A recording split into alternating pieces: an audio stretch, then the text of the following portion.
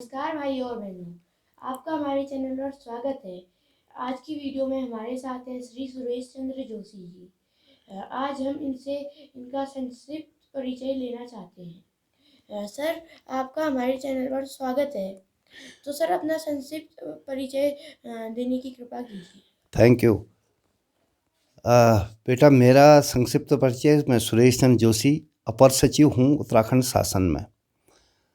और इससे पहले मैं डायरेक्टर था माइनॉरिटी अफेयर्स डिपार्टमेंट का, और कुछ समय पहले मेरा ट्रांसफ़र वहाँ से हुआ है। अभी मैं एडिशनल सेक्रेटरी हूँ बाल विकास और जनरल एडमिनिस्ट्रेशन डिपार्टमेंट का उत्तराखंड शासन में। और आप कुछ और जानकारी आप चाहते हैं तो पूछिए।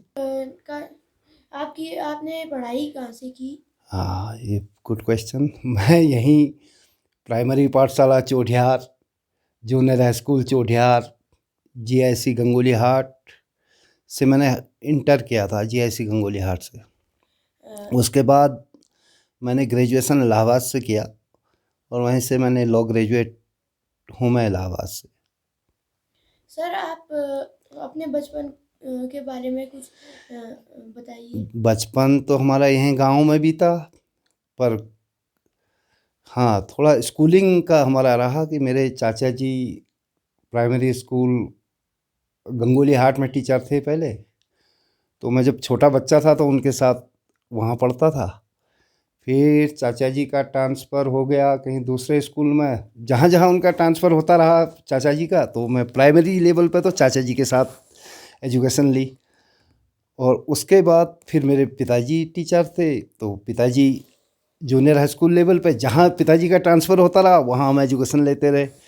बाद में फिर 8वीं मैंने जूनियर हाई स्कूल से यहीं चोटिहार से पास किया था। सर, आप को इतने बड़े पद पर होते हुए कैसा अनुभव होता है? बेटा, जितना बड़ा पद होता है आदमी की, उतनी ज़्यादा रिस्पॉन्सिबिलिटी होती है, जिम्मेदारी बहुत ज़्यादा होती है। पद आदमी का कोई बड़ा नहीं होता है, जिम्मेदारी बड़ी होती है। हम रहे हैं, मैं कई डिपार्टमेंटों में मैंने काम किया है। मैं 2003 या 4 के आसपास में जॉइंट डायरेक्टर हुआ करता था यूथ वेलफेयर डिपार्टमेंट में। फिर उसके बाद मैं कई मिनिस्टर्स का प्राइवेट सेक्रेटरी रहा। उतना यूपी के टाइम में, जब हमारा उत्तराखंड अलग नहीं हुआ था, उस समय भी हम लखनऊ सचिवालय में थे, तो हम एजुकेशन मिनिस्टर उत्तर प्रदेश के पर्सनल असिस्टेंट के रूप में मैंने काम किया। बाद में उत्तराखंड बनने के बाद जब फर्स्ट सेकंड मुख्यमंत्री बने थे भगत सिंह कोश्यारी जी, मैं उनका पर्सनल सेक्रेटरी रहा। फिर उसके बाद कई मिनिस्टर्स तमाम ये का मैं पर्सनल सेक्रेटरी रहा। फिर बीच में जॉइंट डायरेक्टर रहा यूथ वेलफेयर डिपार्टमेंट में। फिर ट्रांसफ़र होते हुए जब ये 2017 में हमारी गवर्नमेंट बनी थी, जो गवर्नमेंट अभी वर्तमान गवर्नमेंट में, इसमें त्रिवेंद्र सिंह रावत जी मुख्यमंत्री थे, तो मैं उनका चीफ प्राइवेट सेक्रेटरी बना। फिर बाद में मैं एडिशनल सेक्रेटरी हो गया, उन्हीं मुख्यमंत्री का ही एडिशनल सेक्रेटरी रहा। और मैं ट्राइबल अफेयर्स डिपार्टमेंट का डायरेक्टर भी रहा। मैं माइनॉरिटी अफेयर्स डिपार्टमेंट का डायरेक्टर भी रहा। और एक हमारा उत्तराखंड वक्फ विकास निगम का मैं एमडी रहा। उत्तराखंड मदरसा बोर्ड का मैं रजिस्ट्रार भी रहा। और वर्तमान में मैं अब एडिशनल सेक्रेटरी हूँ general administration department and child welfare का। सर, आपकी हॉबीज़ क्या क्या रही हैं? हॉबीज़ तो बेटा मेरी कोई ऐसी स्पेशल हॉबी तो मैं बता नहीं सकता हूँ। हॉबी शुरुआत से थोड़ा खेलने कूदने का शौक़ तो बचपन में सभी को होता है, सभी बच्चों को होता है। यहाँ जब हम लोग गांव में रहते थे तो दिन भर कभी क्रिकेट फुटबॉल ये सब हम लोगों के टाइम में होता था। वॉलीबॉल हम लोगों के टाइम में काफ़ी यहाँ पर खेला जाता था, तो वो हम लोग खेलते थे। कबड्डी गुल्ली डंडा हम लोगों के टाइम में तो यही खेल थे। कंचे खेलना, ये हम लोगों के उस समय बचपन में ये हम लोगों के होते थे, क्योंकि उस समय संसाधन बहुत कम थे। जब हम लोग बच्चे थे तब इतने संसाधन नहीं थे। हालांकि हम लोग एक संपन्न परिवार के थे, संपन्न परिवार से होने के बावजूद भी सुविधाओं का अभाव था। संपन्न परिवार में भी इतनी फैसिलिटीज़ नहीं थी। हम लोगों के टाइम में तो स्कूलिंग या हॉबीज़ के लिए किसी को इतना वो होता ही नहीं था, कोई विकल्प हमारे पास कोई ऑप्शन नहीं होता था।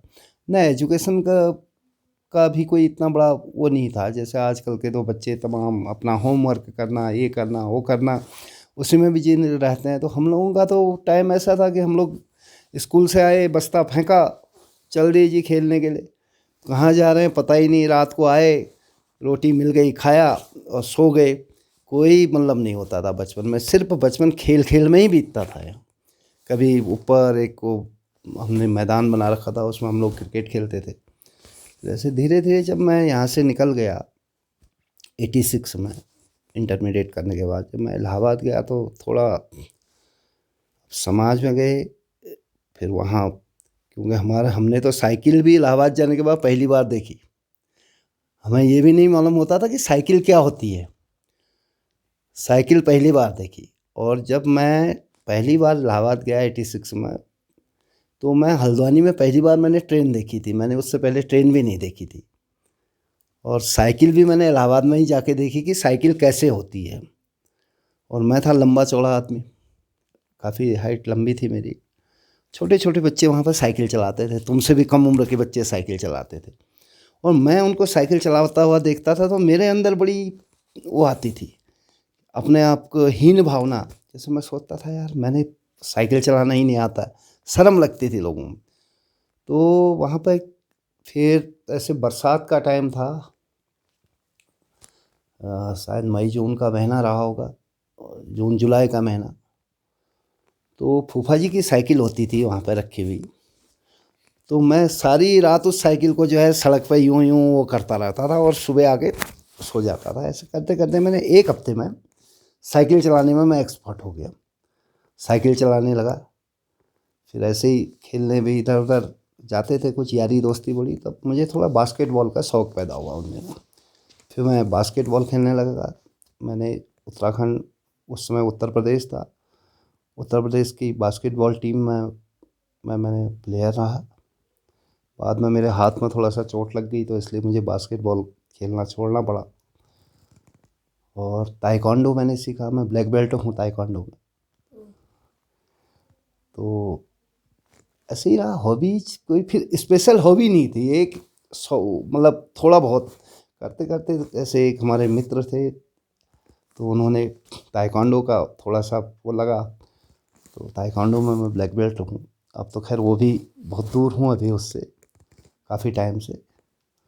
और स्पेशल हॉबी यही रही, थोड़ा स्टडी करने की हॉबी थी, क्योंकि गए थे तो लोगों को देख के ये लगा कि अब कुछ हमें करना चाहिए, अपने लाइफ में आगे बढ़ना है। जब इलाहाबाद हम पहुंच गए हैं एजुकेशन के लिए, तो ये था कि यार कुछ करना है, फ्यूचर बनाना है। तो हम लोग वहाँ पे पीसीएस की तैयारी करते थे। एक आध बार ऐसा मौका आया जहाँ प्री क्वालिफाई कर लिया, कभी मेंस क्वालिफाई नहीं कर पाए।